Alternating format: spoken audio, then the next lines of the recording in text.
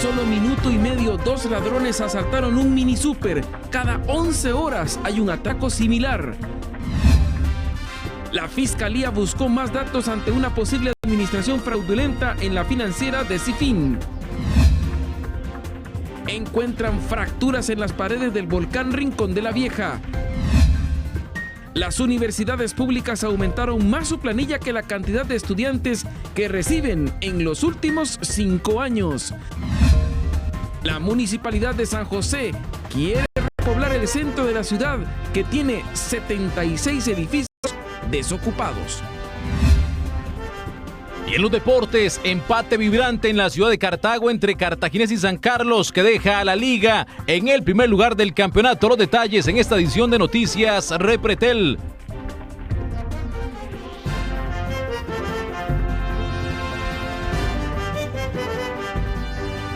¿Qué tal? Buenas noches. Muchas gracias por acompañarnos como siempre a esta hora. Les saluda Yenani Villanueva. Vamos a iniciar contándoles. Esto sucede así. En 1 minuto y medio, 2 hombres ingresaron a un súper, golpearon a su dueño y se robaron dinero y hasta botellas de licor. Todo quedó grabado en cámaras. Cada 11 horas, según las autoridades, ocurre un asalto a este tipo de locales. Hay otro caso reciente y es nuestro compañero Gustavo Díaz quien nos da todos los detalles. Gustavo, adelante.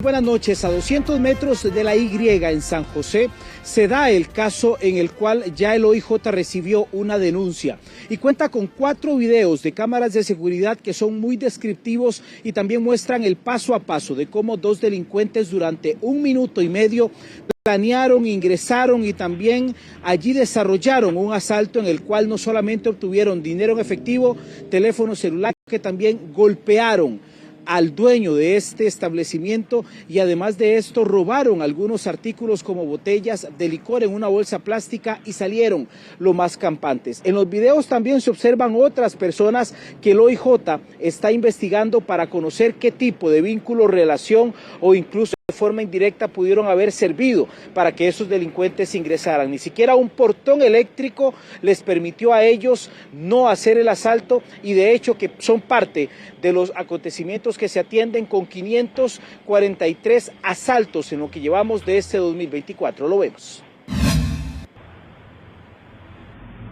Eran las 10:13 de la noche cuando el dueño de un mini súper se percató de que la entrada de un hombre lo hacía sospechar. Solo pasaron unos segundos para que ocurriera lo que se temía.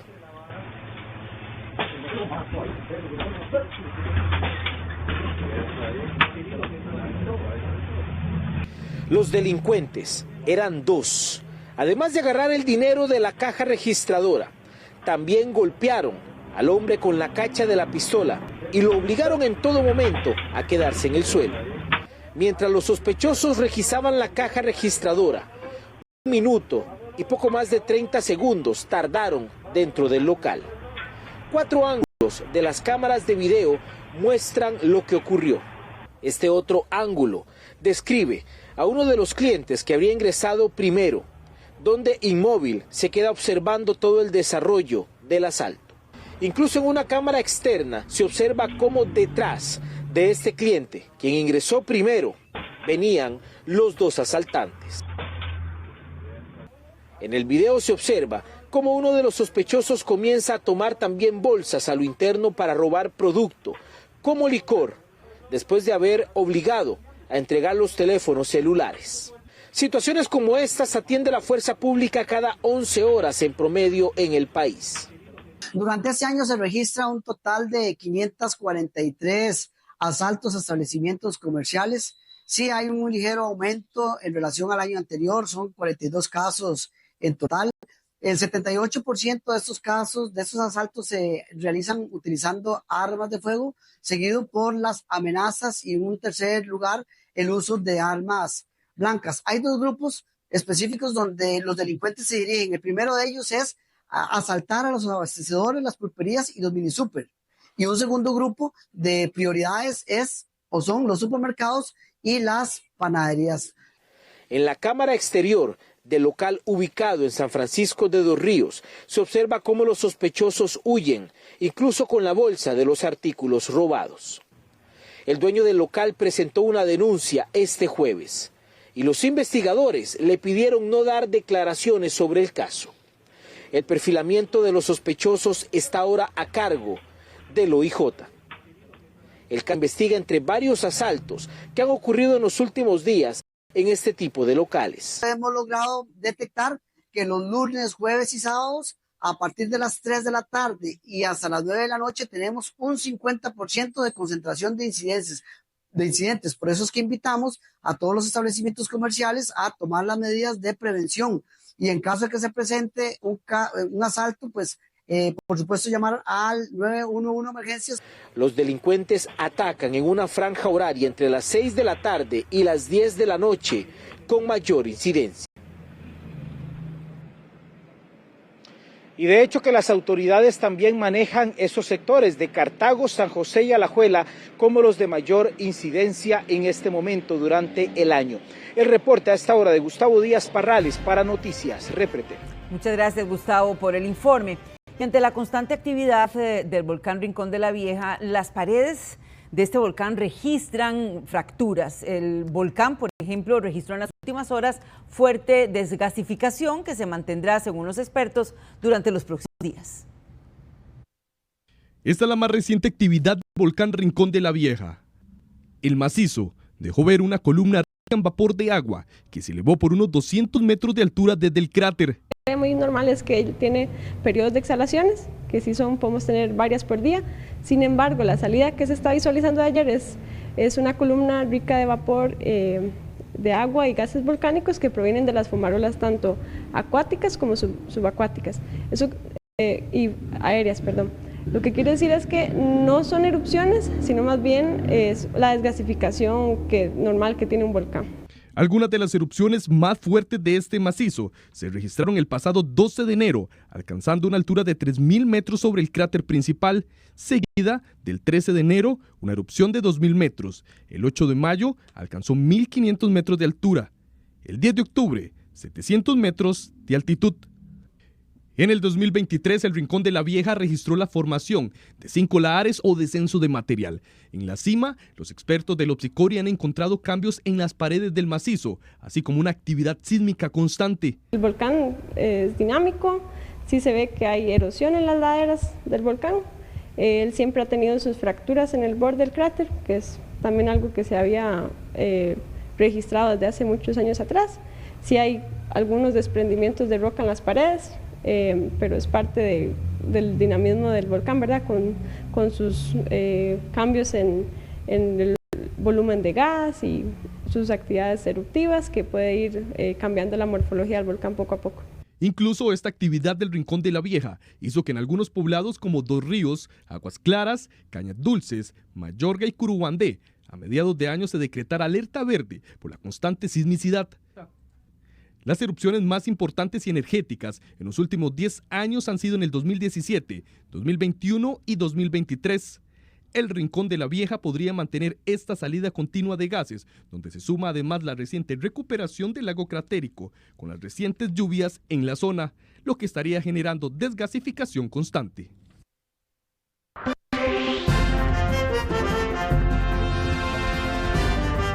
7:03 a esta hora les informamos que los incendios convirtieron en cenizas 800 estructuras en este 2024. Eric Meléndez tiene el reporte. Buenas noches, Eric. Yanani, así es, muy buenas noches y presten mucha atención porque las regletas, cargadores de celulares y también las termoduchas son parte de las investigaciones que según el Cuerpo de Bomberos causan estas emergencias en el país. Según el Cuerpo de Bomberos, 793 incendios en estructuras han acabado con el esfuerzo en muchos hogares. Noticias Repretel ingresó hasta el Departamento de Ingeniería del Cuerpo de Bomberos. Parte del cableado y restos de estas viviendas que quedaron en cenizas es lo que ahora se analiza por un par de semanas. Según el Cuerpo de Bomberos, los dormitorios, cocinas y baños son los puntos con más peligro. Dos primeras son Sistemas eléctricos y aparatos eléctricos, ambas sumadas normalmente andan entre un 45 y un 60% de las causas de los incendios. Típicamente son sobrecargas, ¿verdad? El sistema eléctrico se diseña para una carga y a veces empezamos a conectarle cosas, hacemos ramales y eso tiende a deteriorar los cables y podría ser que ese cable sea la causa del incendio. Pero la siguiente causa, que son los aparatos eléctricos, también tiene un peso alrededor de un 15%. Por practicidad, las termoduchas se han convertido en un artefacto idóneo, colocado en los hogares del país. Pero según expertos, estos equipos se han convertido en una bomba de tiempo porque podrían no ser del 100% seguras. Incluso incumplen con medidas internacionales de seguridad. Que tenga un buen cableado, ¿verdad? Que sea completamente de cobre, que no sea con aleación, que sea de cobre. Por lo general el más usado es el número 8, ¿verdad? Siempre dependiendo de la distancia porque hay caída de tensión. Pero con lo que es la ducha se le da seguimiento a la resistencia cada cierto tiempo, ¿verdad? Revisarla, que no huela quemado. Estos artefactos, así como regletas, cargadores celulares y tomacorrientes recargados, son las principales de fuentes de inicio de fuego. En artefactos que dependen de resistencias, el peligro aún es mayor. La parte eléctrica puede rondar entre un 15 y un 20% del presupuesto. Depende mucho también a veces de algunos acabados específicos. También hay que recordar que, por ejemplo, cada vez va cambiando el tipo de cosas que tenemos en la casa, de conexiones eléctricas. Expertos recomiendan la colocación de detectores de humo, los cuales pueden rondar y costar en el mercado 10.000 colones por aposento. Es un aparato que consume mucha electricidad y entonces es importante que si lo vamos a utilizar, lo ideal sería tener un calentador en línea, pero si lo vamos a utilizar, que se utilicen los calibres de cable adecuados y que se tenga la protección adecuada y que se conecte el cable de tierra precisamente al sistema de tierras para evitar una electrocución. Sistemas que requieren de una adecuada colocación en el cableado eléctrico. Por lo general se recomienda estarlas revisando cada 3 meses. Estarlas chequeando cada 3 meses para que ellas tengan buen funcionamiento. Como le repetía, si ya se encuentra un mal olor a quemado o se le ve alguna característica diferente a la ducha, revisar inmediatamente y hacer el cambio necesario, ¿verdad? La colocación de cableado de baja calidad es una de las causantes de emergencias con fuego en estructuras. Artefactos que consumen mayor energía son los que están bajo la lupa por parte del Departamento de Ingeniería de Bomberos, por eso piden el mantenimiento adecuado de estos sistemas eléctricos. Yanani, 7:07, la información que tenemos desde San José, el informe de Eric Meléndez Delgado para Noticias de Pretel. Buenas noches. Buenas noches, Eric, muy amable. Y vamos a actualizar este otro caso. La Fiscalía realizó 9 allanamientos para recolectar pruebas relacionadas con la financiera Decifin. No hay personas detenidas. En relación con el caso de Decifin, entre los posibles delitos cometidos que se investigan está la administración fraudulenta y reducción de la pena. Este último de la Ley Orgánica del Banco Central, que es cuando una persona aparentemente no brinda información correcta sobre las finanzas de una entidad. La Fiscalía dirigió 9 allanamientos relacionados a esta financiera, entre casas, oficinas y bufetes de abogados. Existe mucha prueba digital, mucha prueba documental que tiene que ser analizada por parte del Ministerio Público. En 1991 inició operaciones la financiera Decifin, empresa operada por un grupo familiar, Los Lacayo. El abogado defensor de esta familia, Federico Campos, reaccionó a los allanamientos realizados.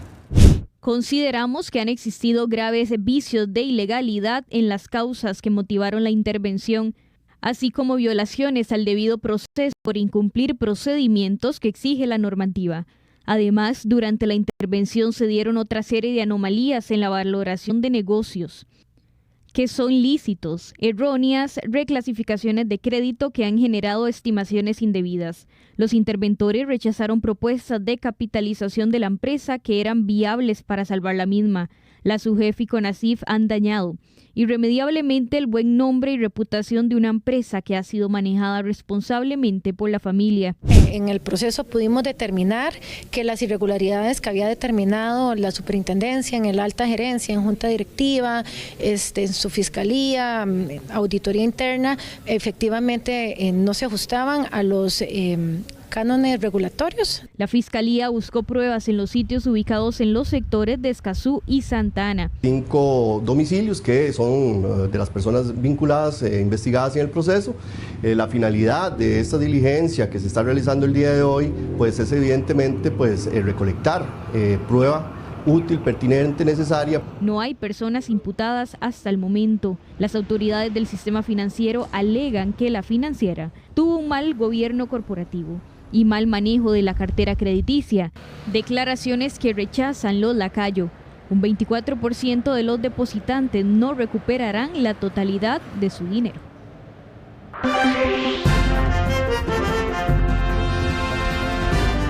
7:10. ¿Qué opina usted? Un proyecto de ley pretende crear una multa de 280,000 colones para los conductores que protagonicen alguna pelea en carretera. Rodrigo Guevara se encuentra en el Congreso y nos explica. Adelante.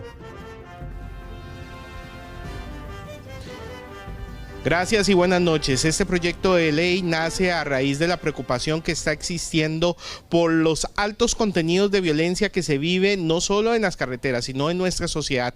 La idea es hacer una modificación a la ley de tránsito con el objetivo de sancionar no solo a los conductores, sino peatones o pasajeros que participen dentro de conflictos en las vías públicas de nuestro país.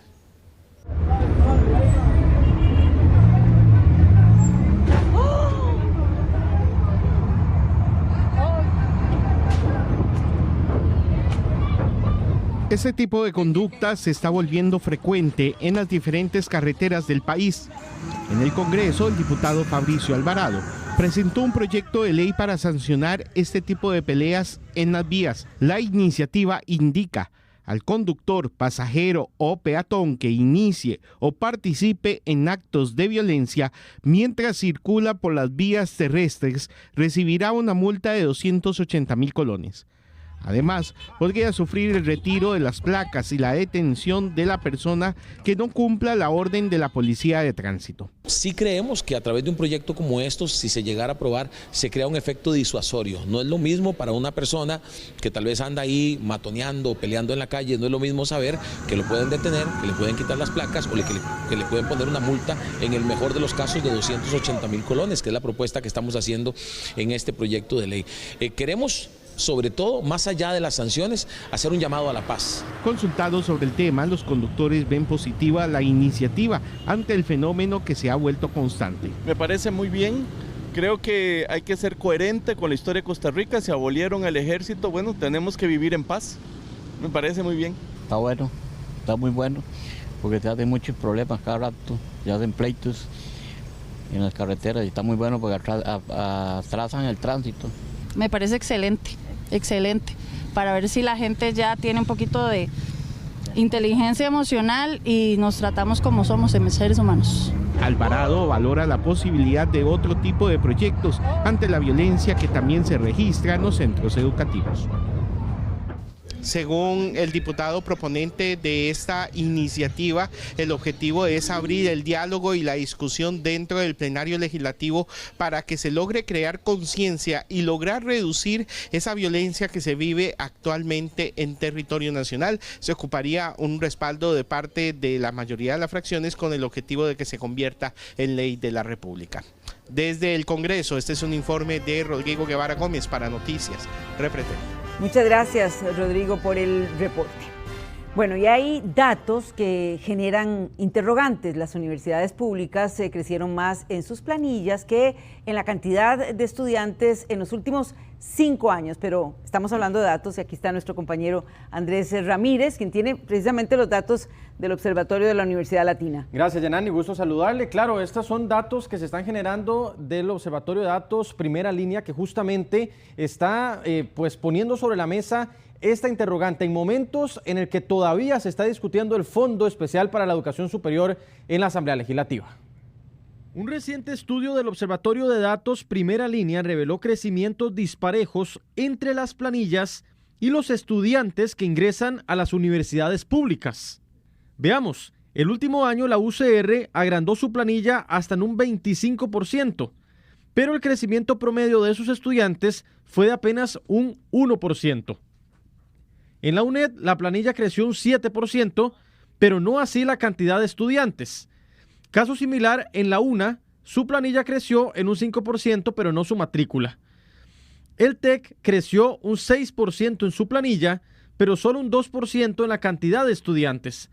El único caso en el que creció más la matrícula que la planilla fue en la UTN. Que lo que se hace es que las instituciones están en función de sus empleados, no de las personas a las que se atiende, porque otra vez, si estuvieran en función a las personas que se atienden, iríamos con un crecimiento similar al crecimiento en la matrícula o en la ampliación de horarios o en la mejora en la calidad de la educación. Los datos son analizados por uno de sus rectores, quien defiende que las universidades deben mantener sus buenas planillas para investigación y proyectos. Vos tenés que darle los cursos con los que te has comprometido y eso hace que tengas que planificar el número de docentes. Entonces es falso que las universidades se han engordado hasta el extremo de sobrepasar en cada año en mayor medida a los colegios. Eso no es cierto. El Observatorio de Datos evidenció que las universidades públicas atienden a unos 120,000 estudiantes. La mayoría, como lo ve, en la UCR y la minoría en el TEC, pero quedan otros por fuera del sistema educativo público. Resulta que hay más o menos 240,000 estudiantes que acceden a los estudios universitarios y de esos solo atendemos al 50%. Es decir, entre todas las universidades públicas se atiende una población de más o menos 120,000 estudiantes. Mientras que el fondo es una cantidad, digamos, considerable de dinero y deberían definirse sus asignaciones o su crecimiento con base en datos. En el 2014 el presupuesto fue de 385,000 millones del FES y para el 2024 de 576,000 millones de colones. Las universidades públicas son, por constitución, financiadas por el Estado, independientemente de las rentas propias que ellas generen. Las universidades tienen varias ventajas para la sociedad costarricense. Mientras tanto, en la Asamblea continúa la discusión entre quienes piden aumentos. Las universidades públicas en este país han sido un mecanismo de ascenso social para miles y miles de personas. Y los que no quieren aumentos. No, las cifras reales. ¿Cuánto ha subido el FES del 2016 al 2024? Un 19.6%. Con el agravante, señores, que de acuerdo con lo que dice nuestra Constitución, no se puede rebajar nunca esa partida. La discusión continúa. Y en medio de esa discusión, nada más hay que decirlo, que los voceros de CONARE han dicho que van a hablar, van a referirse a estos temas hasta que ya finalmente se apruebe el presupuesto para el próximo año. Yanani. Gracias, Andrés. Estaremos actualizando entonces la información, tema importante. Así es, estaremos pendientes. Vamos ahora a temas de salud, porque todos los hospitales están llenos de menores afectados con virus respiratorios. En el hospital de niños hay más de 100 niños y niñas afectadas y dicen que no paran de recibir traslados de otros centros médicos.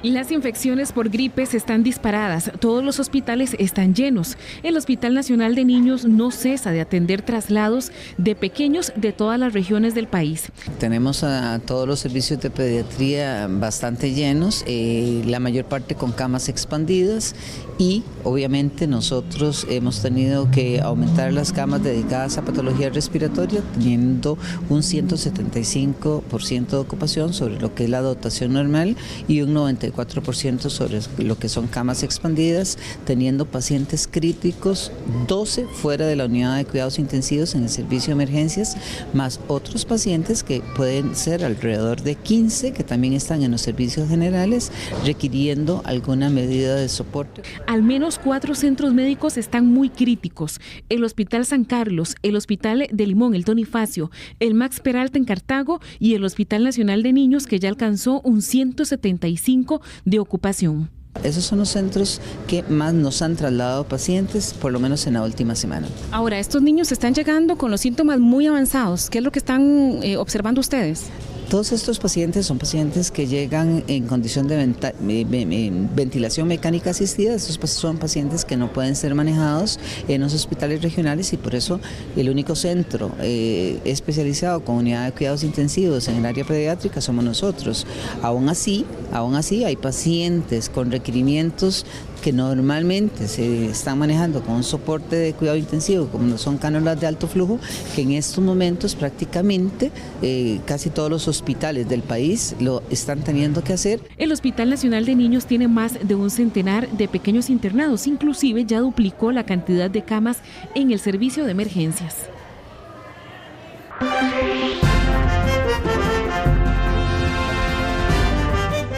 El Instituto Meteorológico Nacional pide a la población no bajar la guardia ante los altos niveles de saturación que hay en los suelos. Esto alcanza aproximadamente, según expertos, un 80%. ¿Qué nos espera para las próximas horas? Nuestra compañera María Fernanda Chacón tiene los detalles. Buenas noches. Hola, ¿qué tal? Muy buenas noches. Así es, este cierre de semana estará marcado por menos lluvias. Esa es la proyección del Instituto Meteorológico Nacional. Esto se debe a una zona de convergencia menos activa que va a generar condiciones más cálidas durante la mañana y lluvias típicas de la época para el periodo de la tarde. Sí, mencionaron que van a ser lluvias pues más dispersas y en cuanto al giro centroamericano ya descartaron la posibilidad de que se vaya a formar para el fin de semana. Mañana soleada y tarde acompañada de algunas lluvias típicas de la época. Esa es la proyección del Instituto Meteorológico Nacional para este viernes. El escenario de aguaceros aislados se debe a una zona de convergencia intertropical menos activa sobre el país. Aunque ha estado lloviendo, en realidad en prácticamente todo el territorio nacional las lluvias los acumulados fueron bastante bajos. En realidad los montos no superaron los 50 milímetros y el número más alto se registró cerca de Garza, en Guanacaste. Hacia el lado del Caribe más bien los montos rondaron entre 25 y 30 milímetros y todos cerca de la cordillera de las montañas. Estaríamos previendo por lo menos cielos más despejados o cielos parcialmente nublados y eso haría que se registre esa sensación de calor y bochorno, ¿verdad? Que eso sí se está sintiendo mucho. Ahora bien, los expertos descartan la formación de un giro centroamericano. Recordemos que este es un sistema que genera más lluvias debido a que los vientos giran en dirección contraria a las agujas del reloj. Pues no, ya el giro centroamericano en realidad no se va a formar para este fin de semana. Si bien hay un sistema de baja presión muy cerca de Centroamérica hacia el norte de la región, pues prácticamente no tendrá ninguna influencia sobre el país. Así que básicamente estaremos previendo algunas lluvias principalmente por las tardes y debido a condiciones atmosféricas locales. Veamos algunas de las temperaturas extremas que pueden presentarse. En el Valle Central, máxima de 30, mínima de 15. Pacífico Norte, máxima de 35, mínima de 19. Pacífico Central, máxima de 33, mínima de 18. Lo mismo para el Pacífico Sur, máxima de 33 y mínima de 18. Caribe, máxima de 31 y mínima de 20. Y finalmente la zona norte, máxima de 32 y mínima de 16. Para lo que resta de la semana no se proyecta el ingreso de nuevas ondas tropicales. Pese a este patrón de pocas lluvias o lluvias bastante aisladas, los expertos piden muchísima precaución por los altos niveles de saturación de suelos que dejaron las lluvias que se han registrado en los últimos días, con porcentajes que incluso sobrepasan el 80%. Así que, pese a este panorama, sí recomiendan estar muy alerta, sobre todo en sectores propensos a deslizamientos o inundaciones. Desde el IMN, uniforme de María Fernanda Chacón para Noticias Repretel. Gracias María Fernanda. El CONAVI dice que va a intervenir más de 50 kilómetros de vía que son radiales y además agrega que tiene ya casi lista la primera, que es Entre Ríos. En esa misma línea, el gobierno insiste que apuesta por los trabajos de conservación para mejorar el tránsito. Los vecinos de Calle Vieja de Tres Ríos ven una diferencia de cuando tenían la carretera así a verla ahora en un buen estado. Este proyecto inició en agosto de este año y abarca la intervención de 8 radiales. En esa vía se retiró la vieja superficie de ruedos, se recarpeteó y se hicieron algunas ampliaciones. Supongo que hay un estudio técnico atrás de tránsito que identifica que esta es la manera correcta de la demarcación. No puedo quejarme, creo que está bien hecho el trabajo aquí. Insto a las autoridades del gobierno, del ministerio, para que los otros sitios donde falta demarcación, que se pueda realizar y que así beneficie primero, lógicamente, a los peatones y a los que andamos en automóvil. Eso ayuda mucho al orden y a minimizar los riesgos, ¿verdad?, de accidentes. Estos trabajos del CONAVI tienen un costo de 12.839 millones de colones y abarca entre el paso de desnivel en La Bandera, en Montes de Oca y San Ramón de la Unión a lo largo de 9.6 kilómetros. También la ruta que va desde el sector de la California hasta Ipís en un tramo de 4.2 kilómetros. La ruta 215 que va desde Plaza González Víquez a La Galera, 12.4 kilómetros. De Plaza González Víquez a la Y son 5 kilómetros y de la Y a La Colina 2.8 kilómetros. De la Maternidad Carit a Desamparados 5.6 kilómetros y de la Numar a Alajuelita 6 kilómetros. En total 51.8 kilómetros.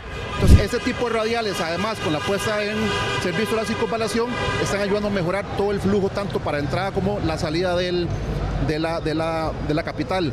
En este trabajo que estamos haciendo las radiales, estamos no solamente mejorando lo que es la superficie de ruedo, colocando carpetas asfálticas nuevas, sino donde se permite, estamos ampliando la cantidad de carriles.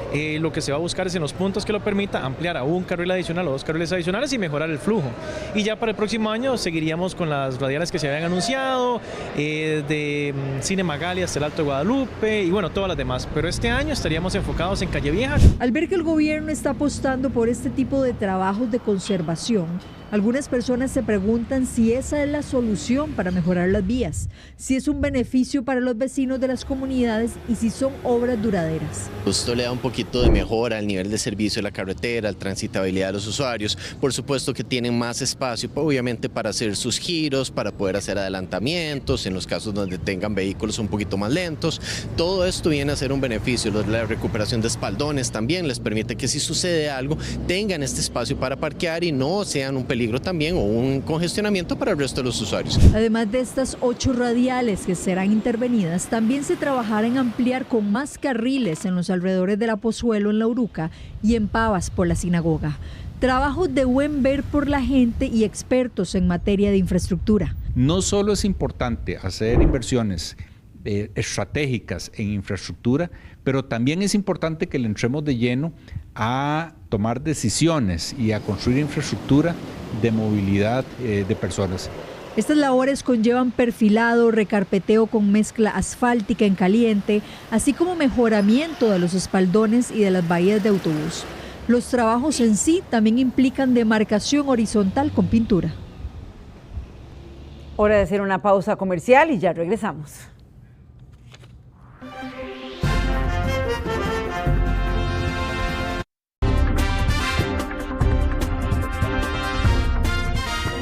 Siete y 30 minutos, muchísimas gracias por continuar con Noticias Repretel. Ya hay orden de captura contra el empresario de apellido Bodan, sospechoso del crimen de María Luisa Cedeño. Su abogado asegura que él se encuentra en Europa y que va a venir al país a enfrentar la justicia.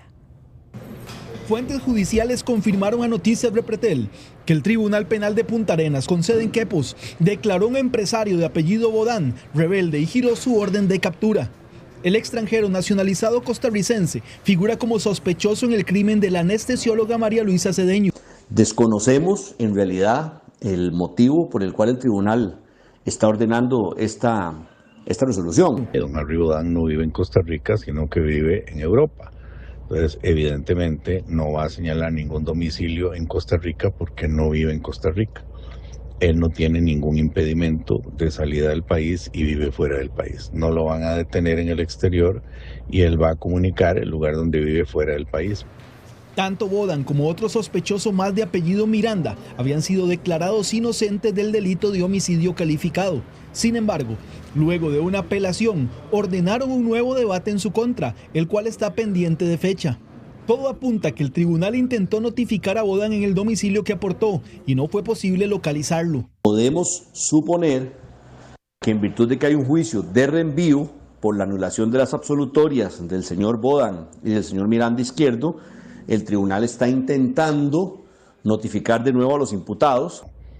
En mi opinión son los típicos abusos del sistema judicial. que envía citaciones para nada, porque no sé para qué lo pretende citar si él está fuera del país, y segundo, no hay ninguna audiencia fijada en este momento. Por el crimen de la anestesióloga María Luisa Cedeño, hay un sujeto de apellido Herrera Martínez condenado a la pena más alta que permite nuestro sistema de justicia penal, 50 años de cárcel. Al encontrarlo culpable de los delitos de violación-homicidio, el abogado defensor de Bodan asegura que se presentará cuando exista una audiencia judicial. 12 sospechosos del caso conocido como Tureski quedaron sin medidas cautelares. Con esto, todos los acusados de los delitos de tráfico internacional de drogas y también legitimación de capitales están libres. 12 sospechosos del caso, conocido policialmente como Tureski, volvieron a quedar en libertad y contra ellos no pesa ninguna medida cautelar, luego que el Tribunal Especializado de Delincuencia Organizada resolviera una apelación presentada por los defensores de 5 de ellos. Se trata de una supuesta organización delictiva que, según la Fiscalía, enviaba toneladas de cocaína a Europa y participaba en el delito de legitimación de capitales. Estas 12 personas contaban con brazalete de seguimiento electrónico. Además, debían firmar de forma periódica en el juzgado correspondiente desde el pasado 19 de septiembre. Al declararse ineficaz la resolución venida en alzada por falta de fundamentación conforme al ordinal 443 del Código Procesal Penal, las consecuencias que se derivan de esta ineficacia y los efectos que ello produce se extienden a la totalidad de los imputados sobre los que se dispusieron las medidas cautelares. Los defensores alegaron, entre otras razones, en contra de la resolución que había ordenado las medidas cautelares, que no existía la suficiente fundamentación por parte del tribunal que tomó la decisión. Esta Cámara colige que efectivamente la orden carece de fundamentación. Esta autoridad comprobó que el primer presupuesto para la procedencia de las medidas cautelares sea el indicio de probabilidad, carece de fundamento y análisis por parte del juez. Todos los sospechosos de este caso ya habían quedado en libertad luego de descontar medidas durante más de 3 años y 6 meses. Sin embargo, contra estos 12, el 19 de septiembre anterior, en una nueva resolución, les impusieron medidas. Ahora, el próximo 15 de noviembre, todos los sospechosos tendrán una nueva audiencia de medidas cautelares. La mujer de 37 años, víctima de daño colateral en la Unión de Cartago, se encuentra ya fuera de peligro. El OIJ confirma que la investigación se basa ahora en una venganza hacia una persona externa a la familia y que tendría una barbería. El ataque tuvo lugar en San Martín de San Diego de la Unión. Noticias Repretel dio a conocer el caso. Más de 60 disparos que impactaron hacia un portón y que hirieron a una mujer inocente que vivía en la propiedad. Andrea Miranda, de 37 años, fue la víctima y se encuentra ya fuera de peligro. Noticias Repretel conversó con el jefe regional de Cartago sobre el tiroteo.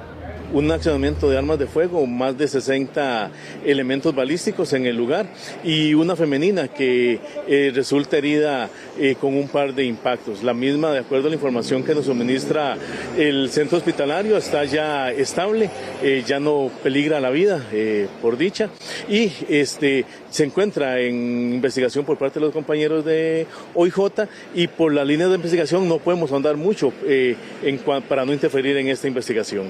Con el paso de las horas, la línea de investigación que se maneja saca a cualquier miembro de la familia de esta escena. Más bien, la investigación se dirige por el OIJ hacia una venganza contra un hombre quien tiene un negocio de barbería y sería pareja de una de las jóvenes que vive en la propiedad. Esto después de recopilar testimonios y establecer las bases para el expediente de investigación. Como daño colateral, Andrea resultó con los impactos, que también mantiene a los vecinos muy atemorizados. Para nosotros es algo impactante, ¿verdad? Y mucho miedo, más con los niños que andan jugando a veces afuera, ya uno no tiene esa misma confianza que los niños andan jugando ni nada de eso en la calle, porque ya uno anda ya inseguro, aquí ya anda uno inseguro. Porque imagínense que usted viene aquí a comprar en la pulpería, imagínense una balacera de esa que hace, ¿a dónde se mete uno en ese momento? El OIJ perfila una coordinación con la fuerza pública para poder dar con los gatilleros. Gracias a esa pronta respuesta que se dio, los sujetos no incursionaron dentro de la vivienda ni hicieron ningún otro maniobra que pusiera en mayor riesgo a la persona. Mantenemos en contacto completamente y directo con los compañeros de OIJ para poder coayudar en todas las líneas de investigación. La mujer de 37 años que resultó herida pronto podría salir del hospital. Por negarse a entregar dinero, el encargado de una venta de tiempos recibió un disparo que le perforó el pulmón. A la víctima le deben realizar una operación para extraerle la bala. Fue en este local donde se encontraba Eric Blanco Monge, de 41 años. Allí llegó un hombre dispuesto a todo. Con arma de fuego le exigió a Eric que le dieran dinero. Al negarse, el asaltante le disparó en el pecho. Solo minutos antes, Dani, quien trabajaba con él, había salido del puesto. Estaba en el turno del día, él estaba en el turno de la tarde, entonces yo estuve en el turno del día, cerré la caja, todo tranquilo, ¿verdad? Él está en el turno de la tarde, que es un poquito ya más solo, entre 6 y 7 de la noche, que a veces ya hemos como pensado cerrar antes, ¿verdad? Para evitar esas situaciones. Entonces se esperaron a que cerraran los locales de alrededor para acceder, ¿verdad? A hacer el asalto. Entonces ahí es donde uno queda preocupado porque le dispararon y él no entregó la plata, ¿verdad? Entonces ahí es donde se genera como la preocupación. Eric mantiene un disparo alojado cerca del pulmón, según confirmó su familia a Noticias Repretel. Montserrat también había cerrado minutos antes de que se diera el ataque. Hubo una balacera y lo pensé, en el momento que yo pensé fue Eric, como que ¿qué le pasó a Eric? Y en eso me dijo, no, fíjate que 2 chavalos motorizados llegaron y apuntaron donde estaba él y sencillamente yo dije, ¿cómo? ¿Pero cómo fue ese suceso? Y lo que más me impacta es que nosotros como vecinos no estamos siendo protegidos por la rural. Entonces eso es lo que más me asombra. La fuerza pública logró identificar que el sospechoso vestía atuendo oscuro y se hizo un rastreo, pero sin éxito. Lo único que tenemos es que un sujeto llega al sitio, ingresa y le dispara a la persona. No logra sustraer absolutamente nada del sitio y se pone en coordinación de los compañeros del organismo de investigación judicial, aprovechando que en el sector existe circuito cerrado de televisión.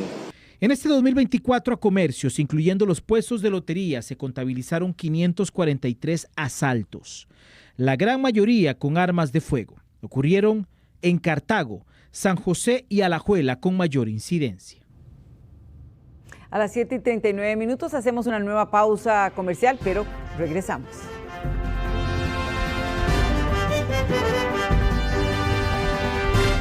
Se da una vuelta por San José y posiblemente lo nota. Y ahora la municipalidad impulsa repoblar el centro histórico de la capital con 76 edificios desocupados.